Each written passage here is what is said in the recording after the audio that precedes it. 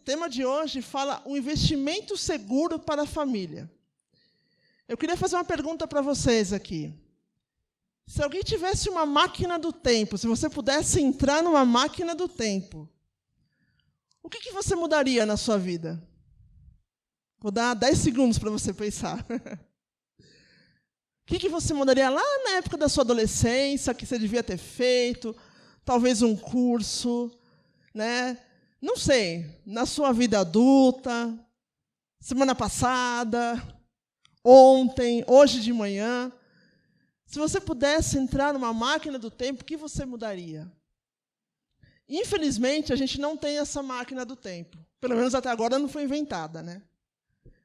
Não dá para mudar o que ficou para trás. Mas dá para mudar o futuro, dá para mudar o hoje também.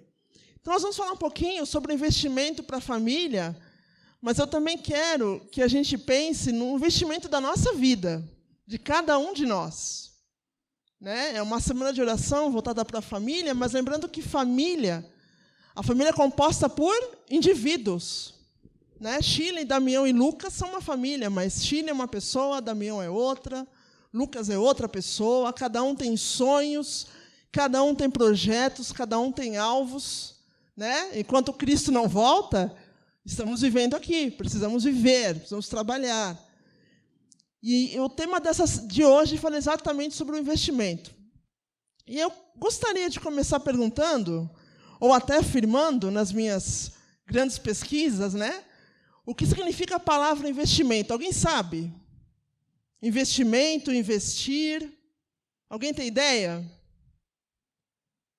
Pesquisando profundamente no Google, eu descobri que investir significa, vem do latim, investire, que quer dizer cobrir, colocar uma roupa, envolver, vestir. Né? Então, quando a gente tem aqui a investidura de lenço, né, a gente está cobrindo, a gente está vestindo simbolicamente aquele jovem para uma missão que ele tem pela vida, pelo clube de aventureiros, desbravadores, enfim. Então, quando a gente investe alguma coisa, nós vamos, né, na verdade, cobrir ou uma pessoa ou um projeto. Né? Eu tenho certeza que alguns exemplos aqui vão ficar bem claros, né, do que eu estou querendo compartilhar com vocês. Por exemplo, alguns investimentos são financeiros. Hoje em dia, o marketing é muito voltado para o quê? Para o digital. Então, algumas pessoas investem em publicidade, empresas investem muito pesado, muito dinheiro, esperando ter o quê? O lucro. Então, elas investem em fortunas muito grandes. Temos investimento pessoal, de pessoas que, por exemplo, pagam um estudo, um pai que paga um bom estudo para o filho, que, de repente, manda o filho para o exterior para que ele tenha uma boa profissão. Eu anotei aqui o exemplo de Leopold Mozart, foi o pai do Mozart. Né? Ele largou a carreira dele para cuidar da carreira do filho. E hoje todo mundo sabe quem foi Mozart. Né? Começou ali num investimento pessoal, né, de acreditar no filho. Temos também alguns investimentos imobiliários, vamos dizer assim. Né? Quando a gente fala de investimento imobiliário, a gente pensa em prédios grandes, na Faria Lima, né? Também são, mas antes disso, por exemplo, no passado nós tivemos o Taj Mahal, um grande investimento de um príncipe apaixonado que perdeu a esposa e fez para ela um mausoléu que hoje é uma das maiores maravilhas do mundo. Temos a Muralha da China, né? Investimento de tempo, pessoas, dinheiro. Né? Temos também, por exemplo, as pirâmides do Egito, quase não sai. Pirâmides do Egito, né? E outras grandes construções, se a gente fosse falar aqui, seriam inúmeros exemplos que eu poderia até perguntar para vocês aqui, cada um saberia, né? Exemplos de investimento pessoal, investimento imobiliário. Mas o que a Bíblia fala sobre investimento? Qual seria um investimento seguro para a sua família ou para a sua vida pessoal? O que a Bíblia tem a dizer sobre isso? Então, eu separei aqui pelo menos 3 tipos de investimento. Investimento de tempo, investimento do templo, que somos nós, o templo do Espírito Santo, e o investimento do tesouro. Né? O que a Bíblia fala sobre isso? Então, o primeiro investimento de tempo está lá em Josué, no capítulo 6. Pedir aos irmãos que abram as suas Bíblias aqui, aí na sua casa. Pode ser a Bíblia física, pode ser a Bíblia digital, pode ser em outro idioma, é importante que seja a palavra do Senhor, amém? A história é conhecida, é a tomada de Jericó. E Deus poderia ter feito uma coisa muito simples, né? Olha, vocês vão lá, derrubem a muralha e está tudo certo. Mas não foi bem assim. Houve aí um investimento de tempo. Né? Então, vamos ler. Josué, capítulo 6, verso 2. Então, disse o Senhor a Josué, olha, tenho dado na tua mão a Jericó, ao seu rei e aos seus homens valorosos. Deus deu Jericó já para Josué. Mas como que eles iriam conquistar Jericó? Verso 3 e verso 15. Vós, pois, todos os homens de guerra, rodeareis a cidade, cercando-a uma vez. Assim farei por quantos dias? 6 dias. Tempo, né? Tempo. Verso 15. Diz assim, e sucedeu que ao sétimo dia, madrugaram ao subir da alva, e da mesma maneira rodearam a cidade, quantas vezes? 7 vezes. Vamos fazer a conta aí. E da mesma maneira rodearam a cidade 7 vezes. Naquele dia, somente rodearam a cidade 7 vezes. E a história você conhece, né? Os muros caíram, né? Foi tocada a trombeta e o muro caiu. O que isso traz para nós? Que coisas importantes levam tempo para ser conquistadas. Infelizmente, muitas coisas que a gente deseja, e eu confesso que eu estou passando por essa fase na vida, não vão acontecer assim, no estalar de dedos. Gostaria muito de, como alguns de vocês aqui também gostariam, de ter um pai muito rico, né? Que falasse assim, olha, eu vou te pagar um intercâmbio lá na Europa, você vai passar lá uns 2 anos estudando, tudo pago, não precisa se preocupar. Infelizmente, né, a gente consegue contar nos dedos quem tem esse patrocínio. Mas a Bíblia nos mostra que grandes coisas precisam ser conquistadas, levam tempo. Investimento de tempo e paciência. Outro exemplo também de investimento de tempo e de paciência está lá no livro de Gênesis, capítulo 29. Uma história muito conhecida por nós também. A história de Raquel e Jacó. Gênesis 29, verso 20.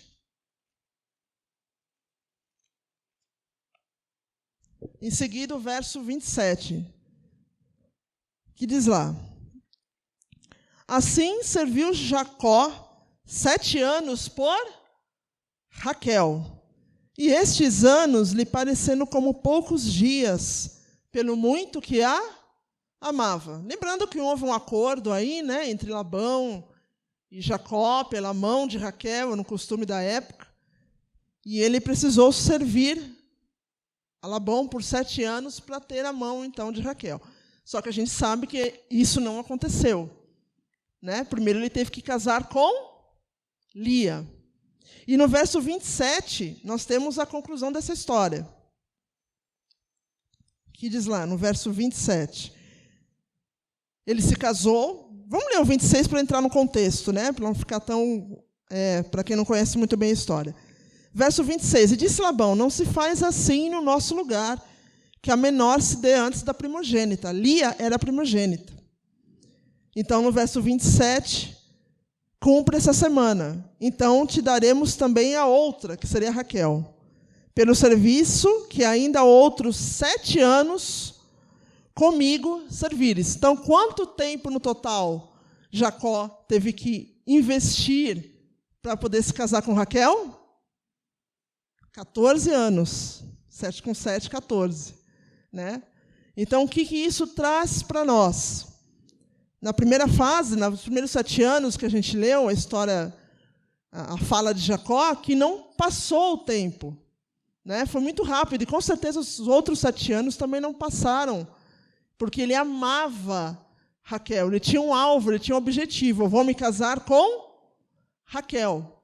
Então, o que a gente aprende disso? Que o tempo passa rápido quando temos um alvo. Não é cansativo, não é penoso investir no tempo quando nós temos um objetivo, quando nós temos uma meta. Você que está nos assistindo aí, na sua casa, com certeza também tem uma meta, um objetivo, ou já conquistamos, né? Cada um vai poder recordar aqui, e o tempo não passou, foi muito rápido. Quando você vê, puxa, já foi tudo isso?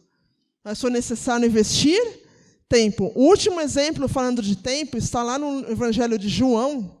Então, o verso diz assim, vamos ler o primeiro para a gente entrar no contexto, né? Não sei se todo mundo conhece a história. E havia entre os fariseus um homem chamado Nicodemos, príncipe dos judeus. Este foi ter de noite com Jesus e disse-lhe: Rabi, bem sabemos que és mestre, vindo de Deus, porque ninguém pode fazer estes sinais que tu fazes, se Deus não for com ele.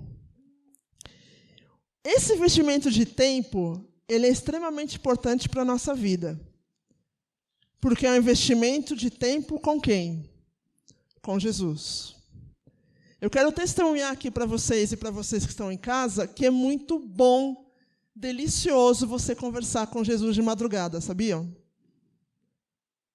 A gente sente preguiça, a gente não quer levantar, mas quando a gente levanta, naquele silêncio da madrugada, mesmo que você tenha que acordar às 5 da manhã, que você acorde mais cedo, ou que você converse com Deus e volte a dormir, não sei como é a sua vida, mas quando você acorda naquele horário do silêncio, na hora mais escura, e você sabe que Deus está ali, é muito bom. É o melhor investimento de tempo, de conversa com alguém que poderíamos ter, sabiam? E eu faço uma pergunta para mim e faço para vocês também, e para vocês que estão em casa. Quantas orações suas foram respondidas nas suas conversas com Jesus de madrugada? Nicodemos era importante, né? Era um homem ali entre os judeus muito conhecido. Talvez ele não pudesse conversar com Jesus durante o dia, mas ele foi procurá-lo à noite. Ele tinha sede de saber quem era Jesus. E esse investimento fez muito bem para ele, a gente sabe a história. Né? Ele se converteu, ele ajudou pessoas depois que Jesus foi crucificado. Então, valeu muito a pena. Sabe? A gente, às vezes nós pensamos que a gente sabe tudo que está aqui na Bíblia. A gente está tantos anos na igreja, né? São 10, 20, 30, 40. Mas, na madrugada, Deus se revela de uma forma impressionante. Eu aconselho, eu recomendo que você busque Jesus de madrugada, busque a Deus de madrugada, converse com Ele. Mesmo que seja para falar, Senhor, eu não sei o que falar para o Senhor. Eu já fiz isso. Senhor, é a primeira vez que eu estou vindo encontrar o Senhor, eu não tenho a menor ideia do que falar. Mas eu sei que o Senhor pode me ouvir. O segundo investimento importante, falamos de tempo, vamos falar um pouquinho de templo. Falar um pouquinho de saúde. Magali já falou na segunda-feira, muito bem explanado. Né? Como ela é da área de saúde, tem uma autoridade muito maior. E antes de falar de saúde, eu quero reforçar o convite para vocês aqui e para quem está nos assistindo. Domingo nós teremos a nossa primeira caminhada do distrito de Vila Formosa. Vai ser muito bom, os preparativos estão sendo feitos, vai ser maravilhoso. Invista tempo e invista no seu templo. Tá ok? Saída da igreja domingo, dia 28, 6h30. Então, nós vamos contar para vocês agora, vamos relembrar, né, uma experiência muito importante que está lá em Daniel, capítulo 1. É uma história também conhecida, mas é sempre bom a gente relembrar os resultados desse investimento desses jovens. Daniel, capítulo 1, verso 12. Todos sabem que Daniel e seus amigos são levados cativos para a Babilônia, né? E no verso 12 diz assim: Experimenta-te, peço-te, os teus servos, quantos dias? 10 dias. Que se deem carne, frango, peixe, maionese para comer. É isso que está na Bíblia? Que se deem legumes a comer e refrigerante diet para beber. E água para beber. E olha o resultado, verso 15. E no fim dos 10 dias, apareceram seus semblantes melhores, e eles estavam mais gordos de carne do que todos os jovens que comiam das iguarias do rei. Então, no final desses 10 dias, olha que bênção, né? O semblante era melhor, com certeza o intelecto deles também era melhor. Um investimento a favor da saúde, investimento no nosso corpo, que é o templo do Espírito Santo. Um outro exemplo, muito interessante também, sobre investir na saúde, está lá em 2 Reis.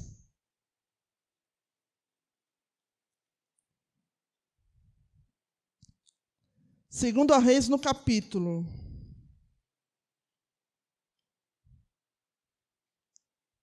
5.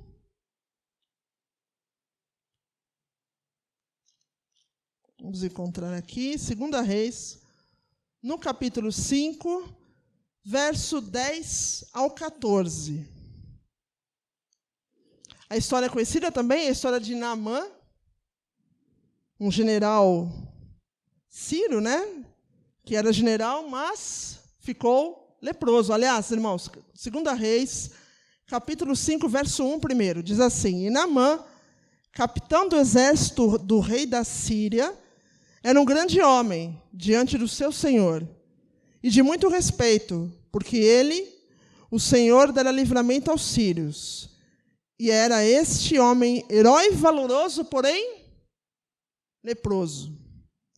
E conhecemos a história da menina, né, que foi levada cativa e deu a solução para esse problema de Naamã. Era só aceitar, mas vamos ver o que a história diz. No verso 10, diz assim: Então Eliseu lhe mandou um mensageiro dizendo: Vai e lava-te quantas vezes no Jordão? 7 vezes, e a tua carne será curada e ficarás purificado. Porém, Naamã muito se indignou e se foi dizendo: Eis que eu dizia comigo, certamente ele sairá, por-se-á em pé, invocará o nome do Senhor seu Deus, e passará sua mão sobre o lugar, e restaurará o leproso. Né? Parece que, às vezes, as coisas... A gente tem ideia que vai ser muito fácil. Eu ir na farmácia, compro o remédio, fica tudo bem. Né? E não é assim. Verso 12. Não são, porventura, Abana e Farpar, rios de Damasco, melhores que todas as águas de Israel? Ou seja, não há solução melhor para o meu problema, não? Tem que ir mesmo mergulhar no Jordão? Não me poderia eu lavar neles e ficar purificado? Claro que não, Naamã, né? E voltou-se e se foi com indignação. Então chegaram-se a ele os seus servos e lhe falaram e disseram: Meu pai, se o profeta te dissesse alguma grande coisa, porventura não a farias? Quanto mais, dizendo-te ele, lava-te e ficarás purificado. Então desceu e mergulhou no Jordão 7 vezes, conforme a palavra do homem de Deus, e a sua carne tornou-se como a carne de um menino, e ficou purificado. Às vezes, a cura não vem da forma fácil como a gente imagina. Às vezes, precisamos investir no nosso corpo, às vezes, precisamos parar de nos alimentar de certas coisas. Às vezes, precisamos aprender a acordar cedo, fazer uma caminhada, ou quem gosta de correr, ou quem gosta de fazer musculação, eu não sei. Mas, às vezes, precisamos investir no nosso corpo. Nosso corpo pede movimento. Hoje, uma pessoa me procurou no WhatsApp, perguntando da caminhada, perguntou alguns detalhes técnicos, enfim, o que levar, o que não levar. E essa pessoa falou para mim: eu preciso caminhar, o meu corpo está pedindo para eu caminhar. Eu trabalho sentado o dia todo e eu preciso me levantar, me caminhar. Eu falei: é isso aí, né? Está certinho. É o corpo pedindo, você tem que ouvir seu corpo. obedecer seu corpo, né? Todos nós aqui estamos numa fase da vida que o corpo já não é mais aquele corpo de adolescente, de criança, né? Então, nós podemos ser teimosos, como foi o rei Naamã. Ele teve que investir, ele teve que passar por cima do orgulho, de pensar que havia coisas melhores que poderiam curá-lo, e sim, mergulhar naquele rio que o profeta falou. É ali que você vai ser curado. É aquilo que você tem que comer para ser curado. Ah, mas tem que beber água todo dia? O suco é tão gostoso, o refrigerante é tão gostoso. Não, beba água. Né? É a bebida que Deus deixou. Né? Mas aí são dicas, né? Conselhos que a gente dá, mas cada um sabe como funciona o seu organismo. Né? Talvez alguém aqui que está me ouvindo, de repente, tenha um problema, não sei, mas, a princípio, esse é o plano ideal de Deus para a nossa vida. Texto da senhora White, do livro Fundação do Lar Cristão, ela fala o seguinte: foi-me mostrado que muitos pecados são causados pela ociosidade, né? Ficar parado, sem fazer nada. Mãos e mentes ativas não encontram tempo para dar ouvidos a toda a tentação sugerida pelo inimigo. Mesmo que você não esteja empregado, mesmo que você não tenha uma ocupação remunerada, você precisa ter, sim, alguma coisa para se ocupar. Um artesanato, ou ajudar alguém, ajudar algum vizinho, não sei. As mãos, né, precisam estar ocupadas. Tem aquele hino que diz, né, essas mãos que Deus me deu foram feitas para quê? Servir. Então, nós precisamos ter a mente ocupada para a honra e glória de Deus, amém? Falando para as crianças, ela diz o seguinte: o trabalho é útil para as crianças. Elas ficam mais felizes quando estão ocupadas em algo útil. Né? Procure lembrar aí, quando você era criança, quando o papai e a mamãe te davam alguma atividade. Né? Olha, me ajuda a limpar a casa. Eu lembro que quando eu era criança, eu gostava quando a minha mãe comprava aquelas vassourinhas, lembram? Aquele rodinho de criança para ajudar a limpar a casa. Nossa, eu ficava toda feliz. Depois não gostava mais, era só aquele momento que acabou. Mas é bom que a criança tenha alguma atividade. Não fique parada. Né? E o nosso terceiro tópico aqui do investimento é sobre o tesouro, o dinheiro. Vamos abrir em Provérbios, capítulo 22, verso 7. Vamos ver o recado de Deus para nós, nesse texto tão importante. Em São Paulo, nós temos uma regra de cidade limpa, né? Não podemos mais ter outdoor nas ruas, mas esse verso deveria estar no outdoor. Provérbios 22, verso 7. Eu acho que eu anotei errado aqui. Deixa eu ver. Vamos conferir aqui. Isso, exatamente. Provérbios 22, verso 7. O rico domina sobre os pobres, e o que toma emprestado é servo do que empresta. Então, irmãos, muito cuidado com dívidas, com pegar dinheiro emprestado de um, de outro. Planeje, faça um planejamento de quanto você ganha e quanto você pode gastar. Isso é muito importante. Mas qual seria, no plano de Deus, a dívida a única dívida que nós podemos ter? Romanos 13, verso 8. Você que está em casa nos acompanhando, também acompanhe pela Bíblia o que Deus tem para dizer para você na sua vida no tocante ao tesouro, né? Como investir e o que investir em relação ao dinheiro. Romanos 13, verso 8. A única dívida que podemos ter: a ninguém devais coisa alguma, a não ser o amor com que vos ameis uns aos outros, porque quem ama aos outros cumpriu a lei. Então, a única dívida que eu posso ter com vocês e vocês comigo, para comigo, é o amor. Né? Então, muito cuidado, planejamento, para não ficar devendo, né? Não ser uma pessoa endividada. A Bíblia fala nesse próximo texto, 1 Timóteo, verso 6, capítulo 10, um amor que é muito perigoso, que nós não podemos ter. Se você tem esse tipo de amor, clame a Deus para que você abandone esse amor. 1 Timóteo,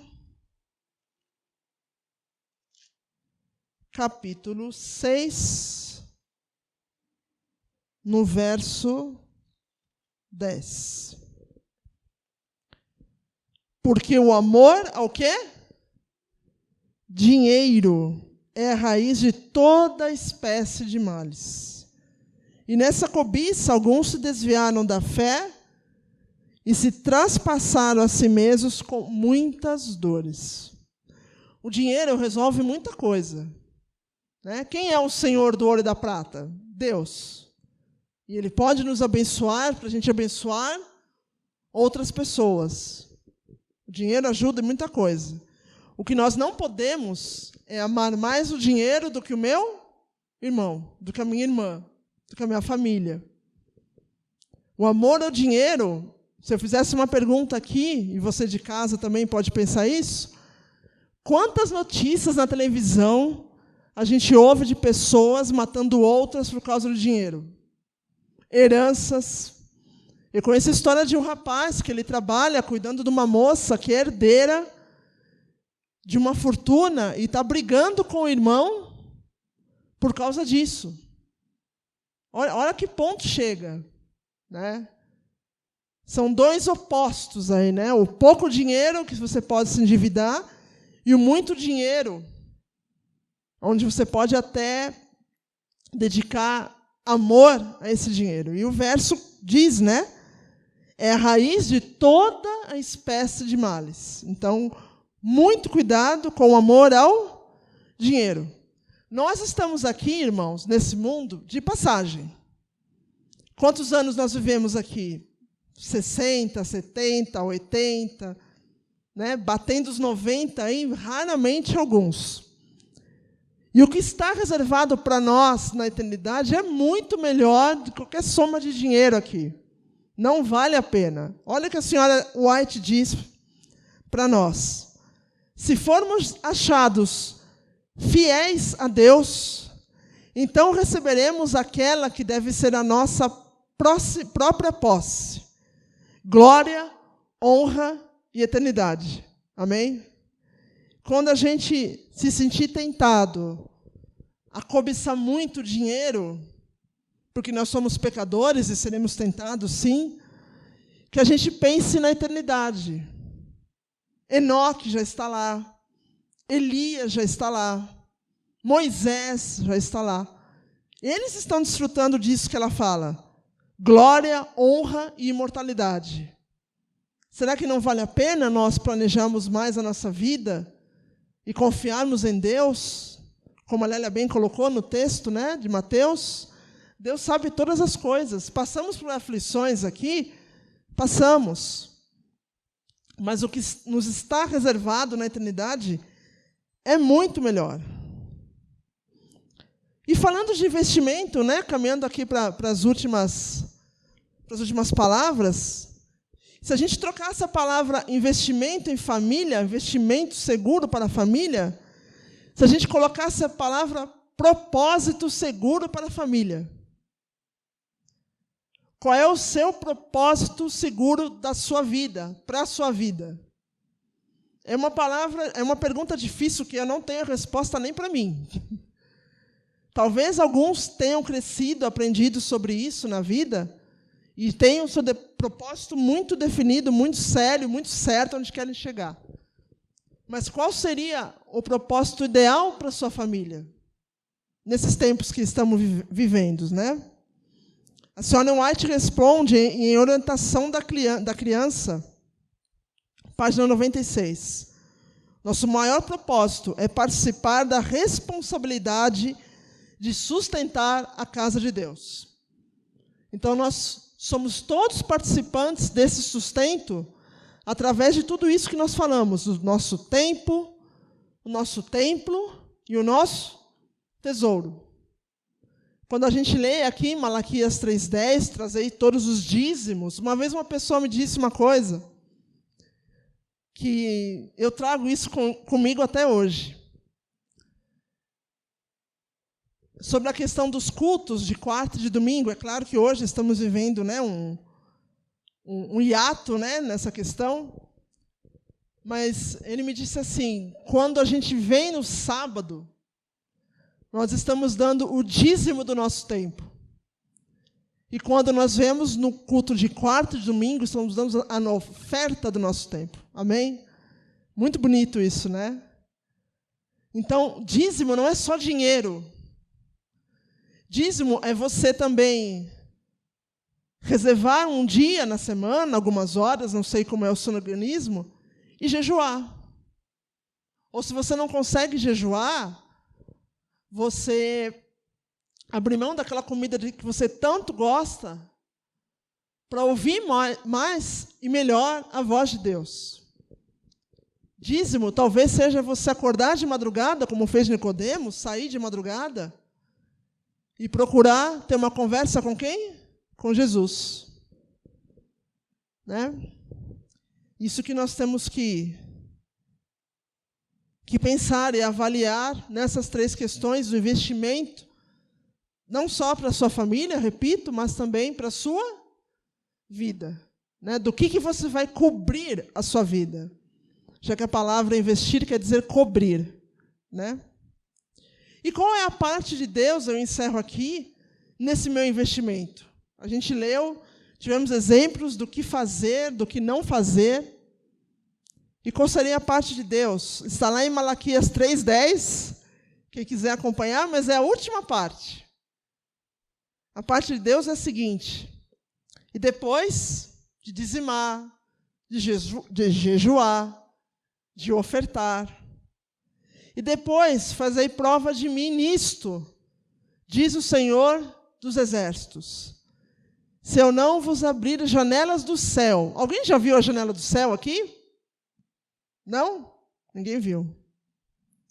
E não derramar sobre vós bênçãos, e não derramar sobre vós uma bênção tal, até que não haja lugar suficiente para recolherdes. Amém? Deus está conosco todo o tempo que estivermos com Ele, isso é fato. Não estou falando aqui de barganha, não é isso. Mas o tempo que eu investir com Deus, os momentos que eu passar com Ele, os momentos que eu cuidar da minha saúde, fazendo a vontade dEle, ofertando para Ele, por amor a Ele, porque Ele nos amou primeiro, a nossa vida aqui será muito melhor. E que nós foquemos, acima de tudo, na nossa pátria que está no céu. Porque em breve, eu creio que muito em breve, tudo isso vai acabar. Semana de oração vai acabar, culto na igreja vai acabar, mas como o apóstolo Paulo diz, o amor não vai acabar. Que o Senhor nos abençoe, nos guarde, nos dê forças também para fazermos as mudanças que precisamos e necessitamos fazer em nossa vida. Amém?